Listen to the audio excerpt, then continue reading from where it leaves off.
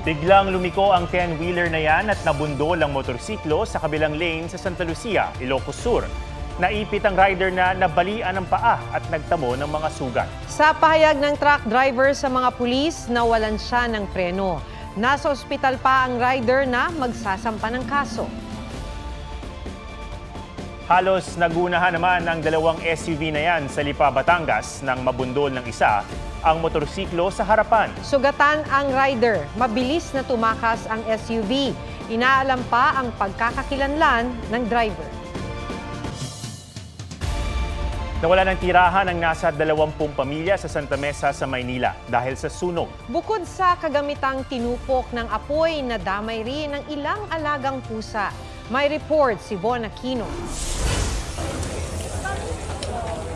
Inakyat na ng mga bumbero ang bubong ng mga bahay sa Cid de Dios Street, Barangay 632, Zone 64, Santa Mesa, Maynila. Ayon sa may-ari ng bahay, dito raw sa ikalawang palapag na pinapapahan nila, nagsimula yung sunog kung saan naroon yung 14 na inaalaga ang mga pusa. Ayon pa doon sa may-ari, wala daw doon yung mga borders na mangyari yung sunog. Hindi na rin kinaya ng fire extinguisher. Siguro tinutukan niya ng electric fan, ported pusa, baka natalunan nila or natapunan ng tubig, whatever, di ko rin ma-sure. Pagdating dito ng tropa, malaki na daw yung sunog. Nadama yung mga kasunod na bahay. Ilang alagang pusa ang natrap sa nasunog na bahay. Nakaligtas naman ang isang pusa. Pero hindi pa tiyak kung isa ito sa 14 na pusa sa kwartong unang nasunog. Tinurn over ang sugatang pusa sa barangay para maibigay sa may-ari. Ang ilang tenant sa paupahan wala na ring nailigtas na gamit.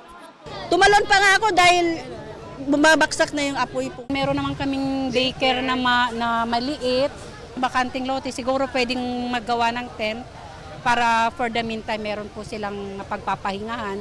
Sa investigasyon ng Manila Fire District, 3 bahay ang nasunog. 20 pamilya ang nasunugan habang tinatayang nasa 500,000 pesos ang halaga ng pinsala.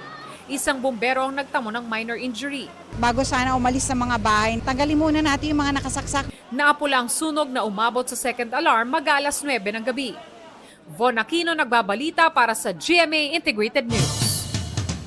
Nakaranas ng rotating power interruption ng libo-libong customers ng Meralco sa Metro Manila, Bulacan, Cavite at Rizal.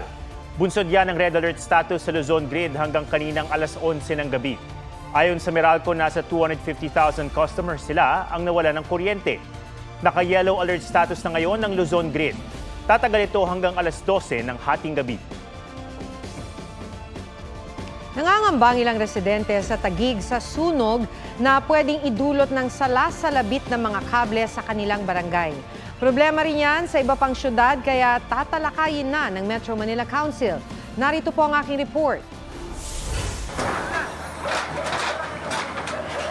Pumuesto na sa bubong para malapitang makapagbuga ng tubig ang mga bomberong rumesponde sa sunog sa Caloocan City kagabi. Hindi bababa sa 10 bahay ang nasunog. Inaalam pa ang pinagmulan ng apoy. Mahigit 600 fire incidents ang naitala ng Bureau of Fire Protection sa Metro Manila simula Enero ngayong taon. Numero 1 sanhi ng apoy ang paninigarilyo na sinundan ng electrical ignition dahil sa loose connection at overloading. Sa Barangay New Lower Bikutan, Taguig, lumulundo na ang mga salas-salabit na kable sa sobrang bigat. Ang posteng pinagsabitan ng mga kable, tumatagilid na. Minsan nagsiklab na yan, pati dito Pag may dumadaang sasakyan na malalaki nasasabit. Sabi ng barangay, karamihan sa mga kable ay sa telecommunication at cable companies. Most probably may mga wires dyan na deadline na, hindi na nagpapangsyon. Sana, bago magkakabit yung telco, tanggalin na muna nila yun. Balak ng barangay na magpasa ng ordinansa laban sa pagbibigay ng bagong permit sa pagkakabit hanggang di inaayos ang mga luma. Delikado nga raw ito, sabi ng BFP. It can contribute sa mabilis na pagkalat dahil probably meron din niyang conductor sa loob ng wirings nila. And once masunog na yung pinakabalat, so open siya na maaaring dumaloy yung kuryente po. Tatalakayin na ng Metro Manila Council ang problema. Nagkasundo nga naman po ang mga mayors at ang kanilang mga representatives na sa kanya-kanyang mga lungsod namin ay makipag-ugnayan sa iba't ibang telcos. Ang Meralco, patuloy raw na nakikipag-ugnayan sa mga LGU, telco at cable companies para maayos ang mga nakalaylay na kableng nakasabit sa poste nila. Sinusubukan namin kunan ng pahayag ang mga telco sa bansa pero wala silang tugon. Lusot na sa ikatlo't huling pagbasa ng Kamara ang panukalang gawing legal ang diborsyo sa Pilipinas. Tanging Pilipinas at Vatican na lang ang natitirang estadong walang divorce law sa buong mundo. May report si Tina Panganiban Perez. I ask you. Hindi lahat ng kasalan, happy ending. Tulad ng kay Mila, di niya tunay na pangalan. Pinilit siyang magpakasal sa lalaki na kabuntis sa kanya. For 9 years, tiniis ko lahat ng pang-aalipusta niya nang walang nakakaalam na kahit sino. Walang nakakaalam na muntik na niya kaming mapatay na mag-iina sa loob ng bahay 2 beses. I am mentally, physically, sexually abused. Lahat ng pang-abuso po. House Bill number 9349 is approved on third and final. Kaya nang lumusot sa Kamara sa ikatlo't huling pagbasa ang panukala para sa absolute divorce, naiyak sa tuwa si Mila. Sa panukala, kailangang magpetisyon sa korte para sa divorce ang isa sa kinasal o ang mag-asawa. Kasunod niyan, may 60 araw na cooling off period kung saan pwedeng magkabalikan na mag-asawa. Pag di na talaga kayang ayusin pa, magsisimula ang pagdinig. Kabilang sa grounds para payagan ng absolute divorce, ang physical violence sa asawa o sa anak, pagpilit sa asawa o anak na pumasok sa prostitusyon, drug, alcohol at gambling addiction, marital infidelity, pagtatangka sa buhay ng asawa o anak, at pag-abandona sa pamilya. Mas mura rin daw ito kaysa ibang paraan ng hiwalayan dahil hanggang 50,000 pesos lang ang gagastusin ng nagpetisyon. Posible ring di na pagbayarin ng kahit anong fee ang petitioner kung ang halaga ng ari-arian niya ay di lalagpas ng 2.5 million pesos. Pero kung mapapatunayan ng korte na isa sa mga kinasal ay pinilit ang kanyang asawa na magpetisyon para sa divorce o kaya nagkuntsabahan sila, makukulong sila ng 5 taon at pagmumultahin ng 300,000 pesos. Pag di naman nagbibigay ng sustento, pwedeng pagmultahin ng 50,000 hanggang 200,000 pesos at pwede pang makulong. This is half the battle won for us. Doon tayo pupunta sa Senado upang ma-aproban ang counterpart measure. Wala akong balak dumiin pabor o kontra dito. Sabi ng Catholic Bishops' Conference of the Philippines o CBCP, hindi nito sakop ang mga kasal na binasbasa ng simbahan. Hindi rin daw solusyon ang diborsyo sa mga problemadong pagsasama. Tina Panganiban Perez, nagbabalita para sa GMA Integrated News. Kahit na karanas ng pambubuli, pinaalahanan daw ng kanyang mga magulang ang bagong Miss Universe Philippines na si Chelsea Manalo na huwag mawala ng tiwala sa sarili. Ang kanyang kwento sa report ni Aubrey Carampel. Our Miss Universe Philippines 2024 is Bulacan! Miss Bulacan Chelsea Manalo is the new Miss Universe Philippines. Mula sa runway walk hanggang sa question and answer portion, angat ang beauty, wit, and personality ni Chelsea. Tinanong siya kung paano niya magagamit ang pagiging beautiful and confident niya to empower others. As a woman of color, I've always faced challenges in my life. I was told that beauty has a standard, actually.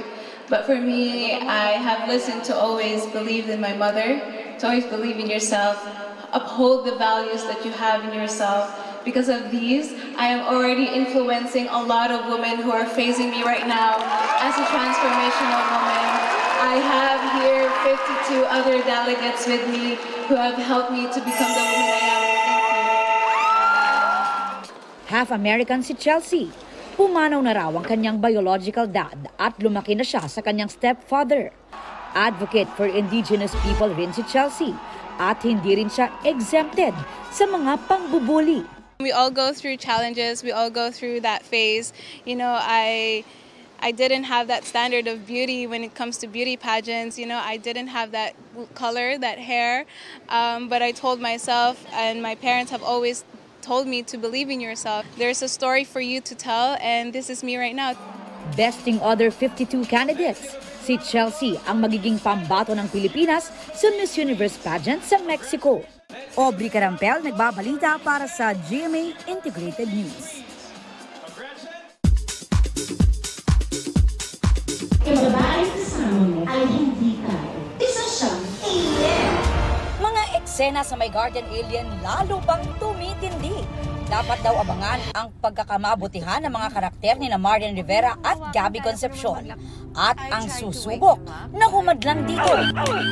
Barbie Forteza at Jack Roberto nag-food trip sa Tagaytay para sa kanilang 7th anniversary. Naramdaman mo ba yung 7-year itch? It takes a lot of work to keep the love alive. Pag-corona ni Sparkle Beauty Queen Michelle D kay Miss Universe Philippines 2024 Chelsea Manalo, aliw sa netizens. Michelle hindi rin makamove on. Pero approve sa netizens ang final walk niya bilang Miss Universe Philippines 2023 kung saan muli niyang isinuot ang Wangod-inspired black gown. Aubrey Carampel nagbabalita para sa GMA Integrated News.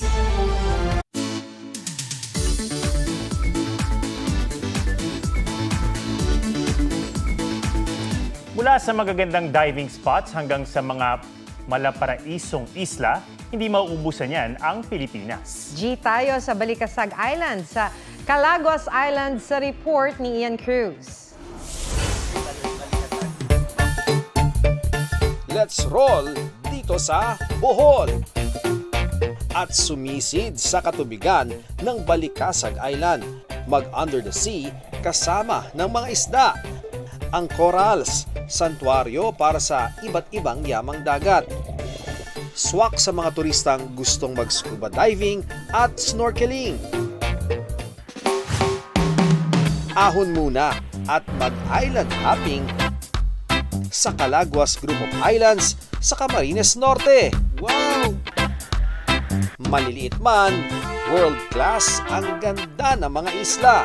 Libutin ang iba't ibang rock formations at magtampisaw sa maliliit na lagoon. Lagoon Bacamo, meron din yan sa Davao del Norte. Di na kailangang isikreto ang ganda ng Secret Blue Lagoon sa Samal Island. Sulit ang pagbisita dahil sa crystal clear na tubig. Break muna sa paglangoy at libutin naman ang Namunan Cave sa Calayan, Cagayan. For the look lang at no touch sa stalactites at stalagmites para mapreserba ang angkin nitong ganda. Ian Cruz nagbabalita para sa GMA Integrated News. Mga kapuso, alamin ang State of the Nation. Mag-subscribe sa GMA Integrated News sa YouTube.